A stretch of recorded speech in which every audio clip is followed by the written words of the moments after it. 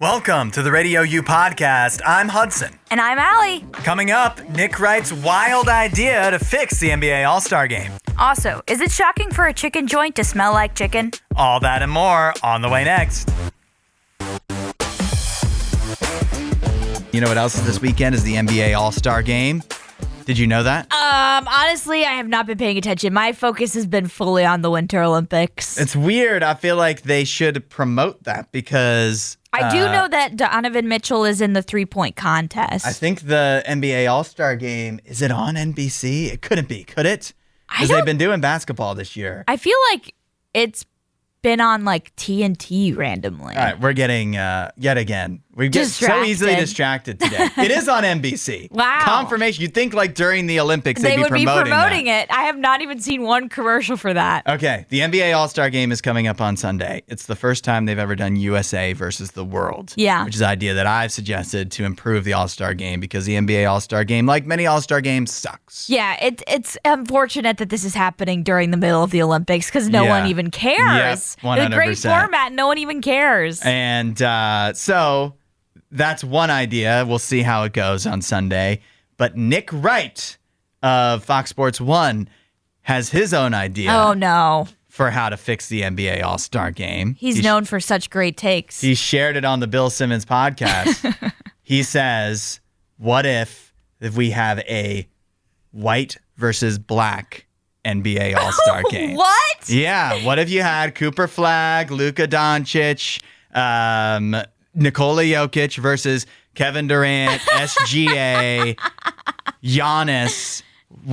He's injured. What if we did that instead? No, that sounds like a terrible idea. Why? What in the world is he thinking? Why does that sound like a terrible idea? It sounds like segregation to me.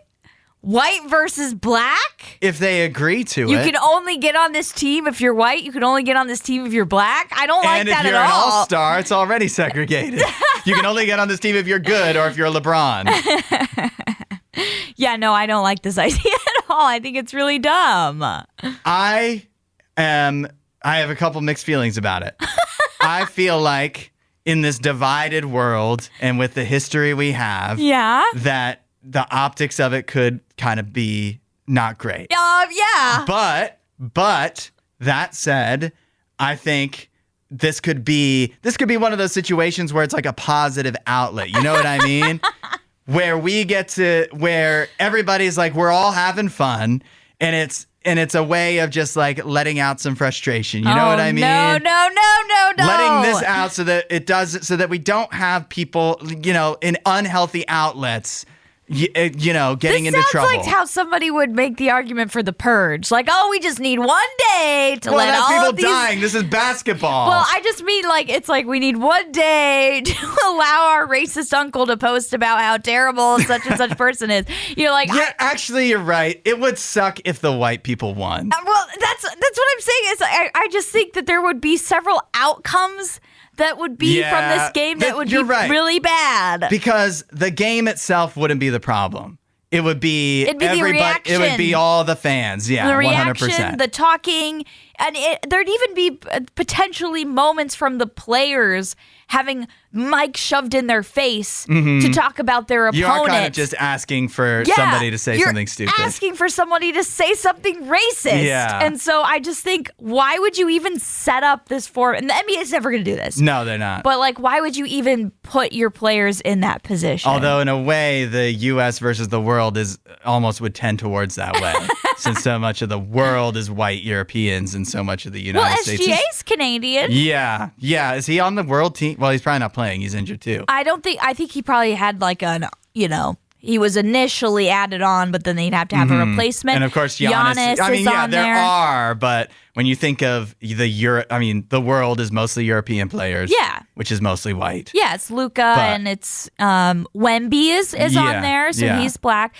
So I think overall, we would still see majority of players. Okay, that brings me to my second point. Why do we have to work and bend over backwards so much to have an all-star game? How about just don't have it? How about it's a stupid thing now? How about it was a thing in the 50s that was fine, and now it's 2026, we got other stuff to do? That's what I've heard a lot of people start saying. It's just like we've outlived the usefulness, the necessity. We already have 82 games of meaningless basketball per team per year. Why do we need one more? Yeah. Just skip to the playoffs. I think with all of the opt-outs that we've seen year after year, I think even the players are letting you know they don't really care about this anymore. Yeah. We've got an Olympics update. Allie, do the music. You can't throw me off like that. You're watching so much Olympics, you don't know the music.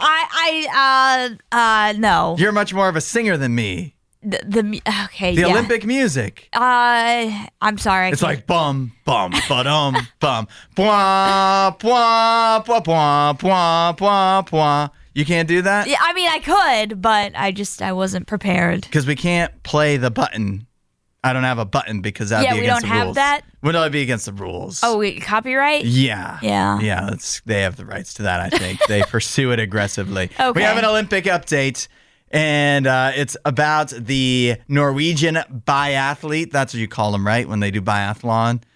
You said that last time, but I've never really known. Biathloner? I didn't really know much about the biathlon before this Olympics, this Winter Olympics, and it's continually blown my mind that this sport exists. Yeah. Well, one day I'll actually maybe understand it and also get to the point here. The point is the biathlete, the Norwegian biathlete, we're going to call him, that won bronze, and then after the event, when he was interviewed on Norwegian TV, admitted that he had cheated on his girlfriend 3 months into their relationship, and then the past 3 months, he's been missing her ever since, and this has been the worst week of his life, even though he just won a bronze medal.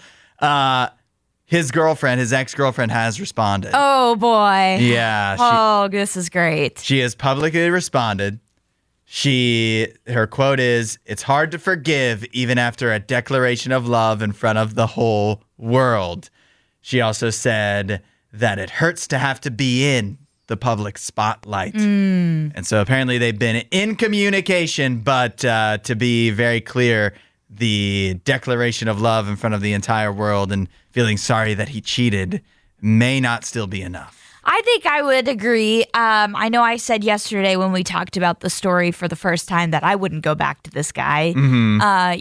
Leave him. Yeah, it's leave him. I'm pretty sure she's already left him. But it's a situation where you certainly can learn to forgive somebody that has wronged you in this way. Mm-hmm. But I just think it's really hard to put your trust back in somebody in a relationship after they have broken your trust in such a horrible way. Yeah. Like, you can forgive them. I actually think it's a good thing to forgive. Definitely. But I just don't think it's a smart thing to get back into a relationship with a guy that's already not valued you in that relationship. Yeah. It's tough because I can definitely see both sides because according to him, they were together for 3 months. It's not a long time. No, yeah. So it's like, that's really fat. Like, you think you cheat after 3 months, you're not going to cheat again. But at the same time, I've never cheated, but maybe early on in a relationship, like, you don't quite know what you want at that time. You don't really realize what you have. And I think that was the case here. That doesn't mean that she has to get back with him. Yeah. But it also is definitely the case. Isn't this so true, Allie,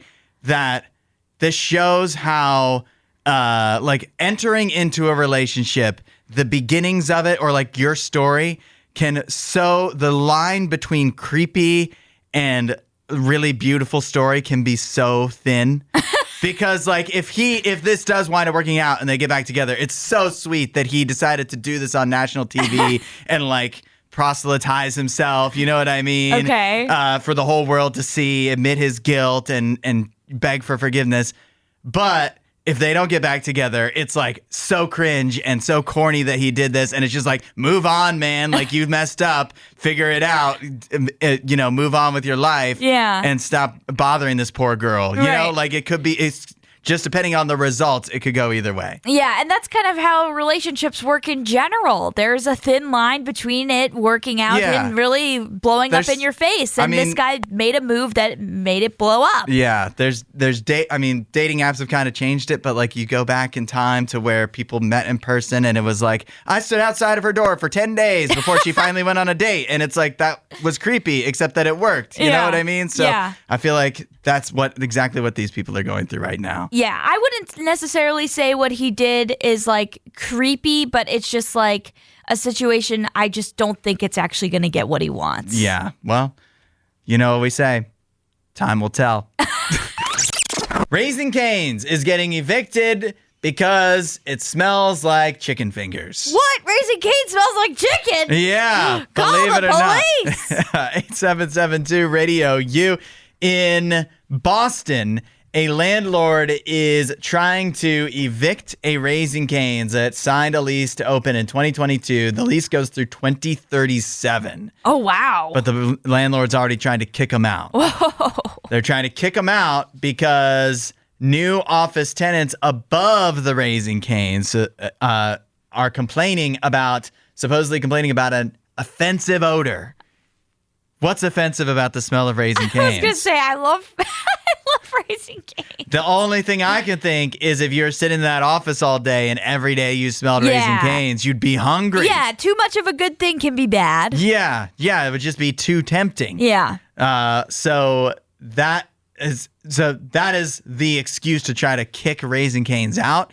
But Raising Cane's is not going out without a fight. Okay. Raising Cane's is suing this landlord to not be evicted. Okay. They are suing the landlord, claiming that they have already spent over $200,000 on odor mitigation. Wow. To try to make sure that there wasn't an offensive odor of chicken fingers going up to the office above. They also allege that the reason that the landlord is trying to evict them is not necessarily because the tenants above are so bothered by the smell, but in fact because when Raising Cane signed their lease, there was like an exclusivity clause that wouldn't allow certain other restaurants nearby. Yeah. And now Panda Express wants to open up nearby, and I guess they would pay more. They're offering a better deal to the landlord if they can just get Raising Cane's out of there, this guy could be making more money from Panda Express. Extortion. Yeah, exactly. Oh, this is terrible. Yeah. So I don't know. I don't know where to go from here. I don't know either. I mean, so they filed a lawsuit. Mm-hmm. Well, I guess this is one of those things like we classically say, we'll wait and see. But I don't think Raising Cane's should be evicted for this. Like, obviously, they're going to smell like chicken. They're a chicken joint. Right. What did you suspect when they came in there? And the office, obviously, it says new office tenants. So this office, whoever it is, came in after the fact of Raising Cane's already being there. You knew Raising Cane's was downstairs. They're established. So you should have been able, and if it's such an offensive odor, wouldn't you have smelled it as soon as you walked in the door to survey the new office? As soon as you would have toured it. Yeah, you would exactly. Think. I guess this is I feel like it's a unique problem to smaller cities. Mm-hmm. You know, cities that are that are compact and all crunched in all together. Because I've never seen a Raising Cane's with offices above it. No. So, but you don't have to go far around here for there's a restaurant down below and apartments or office buildings above. I think it's a city problem. Like you would see this in, for our city, we live near Columbus. So if you went to downtown Columbus, you would see restaurants, with like apartment buildings above them or something. But I've never seen that with a Raising Cane's. But yeah, this seems like a particular problem for a city to have to deal with. But I just think this is probably not very rare for the city of Boston. Yeah. And I'm thinking, why those office tenants? What do you even need an office for? It's 2026. Let everybody work from home. Then it smells like whatever they want it to smell like. Agree. All right, you know the drill. First or worst Thursday. Allie and I have a given topic. We choose our first and worst choices from said topic, and then you let us know who picked better and which picks we missed at 8772 Radio Euro with the talkback button in the Radio U app. Today's topic, of course, is Winter Olympic sports. Yeah. Allie, you get to choose first. Go for it. Okay, for first, I'm going with no surprise, no shocker here, figure skating. I think it's probably one of the most exciting sports, certainly one of the most watched sports during the Winter Olympics. And it's kind of one of those things where outside of the Winter Olympics, I don't think people watch a whole lot of it. Mm-hmm. But when it comes around, it's like, oh my goodness, yes, I'm so excited to see the figure skating. The tricks are so cool. The athletes are so cool. And it involves music, one of my favorite things. So I love the elements of like both being an amazing athlete, but then also being a really awesome like dancer, basically, at dancing on ice. So I think that is my first for worst, we've talked a lot about the sport recently, and that is moguls. Yeah. It just looks so painful. I do not understand what this sport is. It's I think, does it count as alpine skiing or just speed skiing or free skiing or something like that? Don't ask me. It's something with skiing, but they're going down a ski hill and there's all of these little bump notch hill things. And if you watch it, you just are immediately in pain. My legs, my knees begin to hurt when I watch it. I've watched it recently because the U.S. medaled in it, but I was just like, I would never want to try this. Yeah, it looks horrible. Yeah. It looks horrible, but entertaining, which is why I could not pick it as worst. Okay. For me, for first, I'm going with hockey, ice hockey, of course. The greatest moments of Olympic history, particularly the Miracle on Ice, happen in hockey. And so it's not quite the same when Russia's not involved. But that said, hockey, you get the best players in the world. It's the one sport at the Winter Olympics where anybody knows what's going on in hockey. Not everybody, of course, but the average person might know what's going on with hockey. Might be able to name a hockey player in a non-Olympic year, unlike basically every other Olympic sport. It's a great sport. It's fun. Yeah, the worst, it's a great sport outside of the Winter Olympics, too. Exactly. The worst at the Olympics is ice dancing.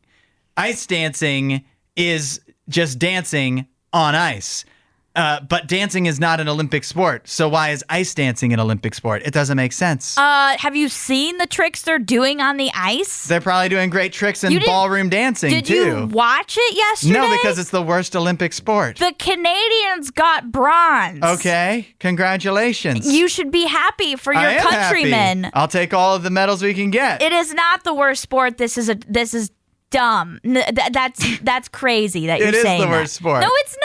It is. Well, how is it the worst? Because a sport obviously requires athletic ability. Are you saying that what they're doing is not athletic? No, I'm not. I don't want to watch it. I don't want to watch people dance. Well, just because you don't want to watch it doesn't make it the worst. That's exactly what it means. No. That's what this game is. That's how you play. Okay, fine. There's no objective measure. I'm saying it's not a sport I want to watch. It's dancing. I wouldn't want. I'm telling you. So just the Summer regular Olympics, figure skating you're fine with, or just ice dancing? I still don't choose to watch figure skating. It's not my kind of thing. I feel like figure skating is kind of like sports for people that don't really like sports, and that's why it's only popular during the Winter Olympics. But it's more, figure skating is superior to ice dancing because it's actually skating and ice dancing is dancing. Dancing. Skating is involved. Oh my gosh. Dancing is not an Olympic sport. So why is ice dancing an Olympic sport? I don't understand. And this is my argument. I need Regina to come after you. 8772 Radio U. Let us know your thoughts on who picked better and which picks we missed in the Winter Olympics first and worst yet again. Allie, your choices are? I went with, I can't even think of what I'm saying now. Figure skating for first, and I went with moguls for worst. And I have ice hockey for first, and I have ice dancing for worst. Let us know your thoughts. Today we're choosing, of course, Winter Olympic sports. Allie, your first and worst choices are? I went with figure skating for first, and I went with moguls for worst. And I have ice hockey for first, of course, and worst. I went with ice dancing. The votes and the thoughts are rolling in. We'll start with Matthew at 8772 Radio. You said Hudson nailed it, but also give me bobsledding. Okay. I when it comes to like bobsledding, luge, skeleton, I like watching it only during the Winter Olympics, but it is a little repetitive. I don't personally like watching it, but I didn't choose it for worst because I am very impressed by what they are doing. Mm-hmm. And I guess I'm impressed by what the mogul skiers are doing, too. It's very impressive to be flipping and doing all these things. Everybody in every sport is impressive. Yeah. None of us could do it. Yeah, 100%. But I think with how dangerous bobsledding and luge and skeleton, how dangerous those sports are, I was like, I can't choose those for worse. Yeah, they're going fast. Yeah. They're wearing tight outfits. But it's just like, you take the outfit. If you just gave them all a generic outfit, every run looks the same pretty much, unless they crash. So. Yeah. We heard from Thomas. He says, got to go with Hudson and hockey. I can't vote against that. If we're going worst to watch, curling. I'm sure it takes skill, but so boring to watch. I completely disagree. I find curling to actually be pretty exciting to watch. It's more of a strategic sport because it's a lot of strategy to figure out what shots to take and everything. Mm-hmm. But I have been enjoying watching curling. And it's one of those things, again, where I only watch it 4 times. You know, like I only watch it every 4 years. Mm-hmm. But I love it. I feel like if I was super objective, I might choose curling for worst. But because I do like it's like golf to me. It's like it's not actually interesting, but it's soothing. Yeah, it's very strategical. Same with golf. Yeah. We heard from James who says Hudson with the win for hockey. My vote would be hockey is the best and worst cross-country skiing. Oh, okay.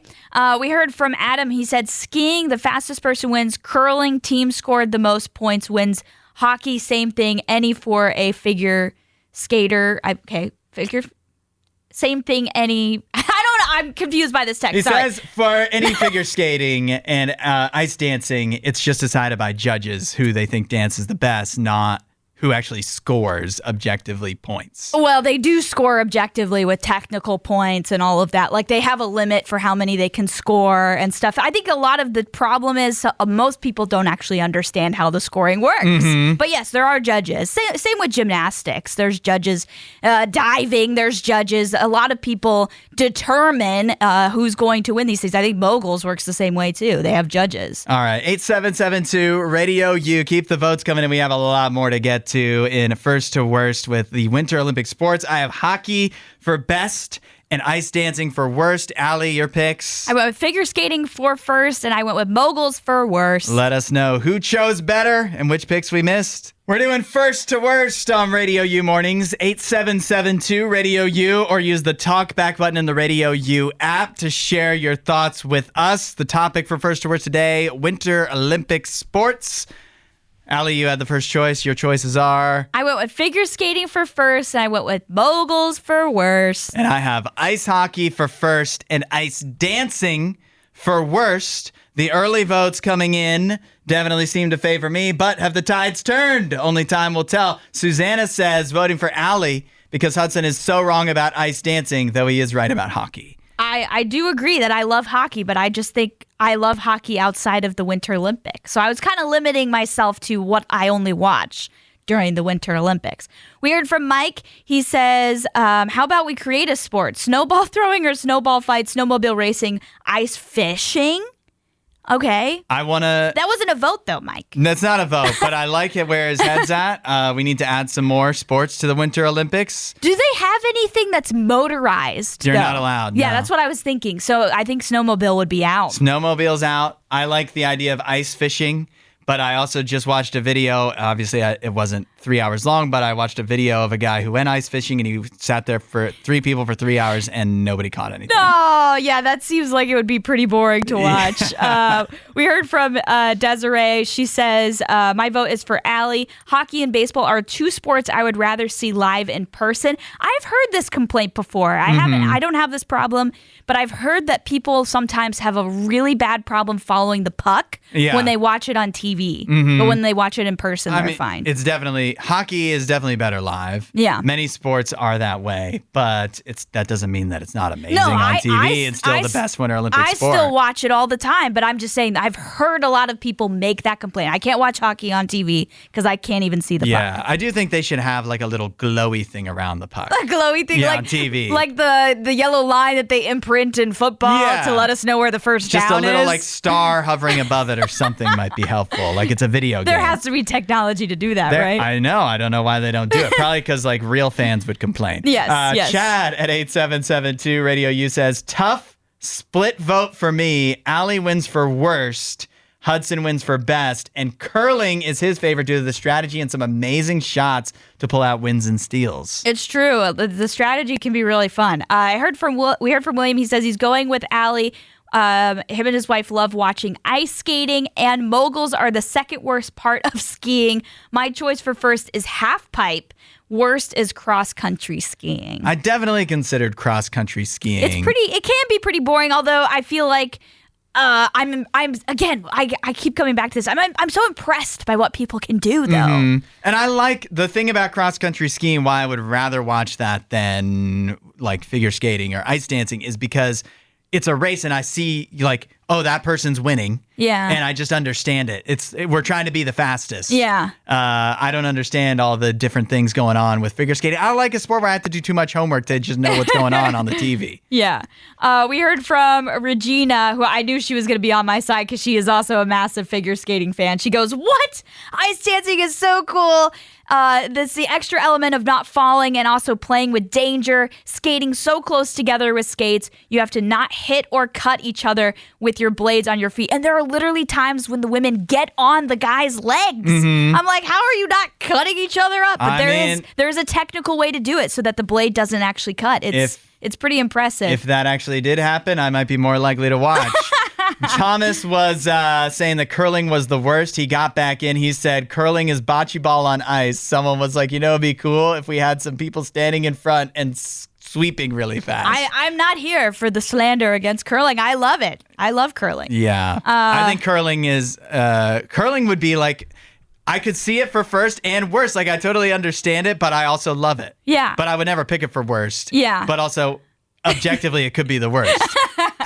I just think it's one of those things where Winter Olympics has so many sports that a lot of people just have no understanding of. Yeah. But the more you understand them, the more fun it is to watch it because you understand the scoring. Like the first time I ever watched curling, I probably would have agreed with Thomas. Mm-hmm. Like, this is so boring. I have no idea what's going on. But now that I have an idea of like what the house is and how to score and all these strategies of how to shoot and like clear the house with like 3 stones, it's insane some of these shots these make. So I think the better you understand the sport, the more fun it is. Yeah, but the flip side is if it's not something you watch outside of the Winter Olympics, then how good of a sport is it? Listen, I don't watch it outside of the Winter Olympics. Yeah. But I still enjoy it. That's why hockey's the best. Yeah. I watch it all the time.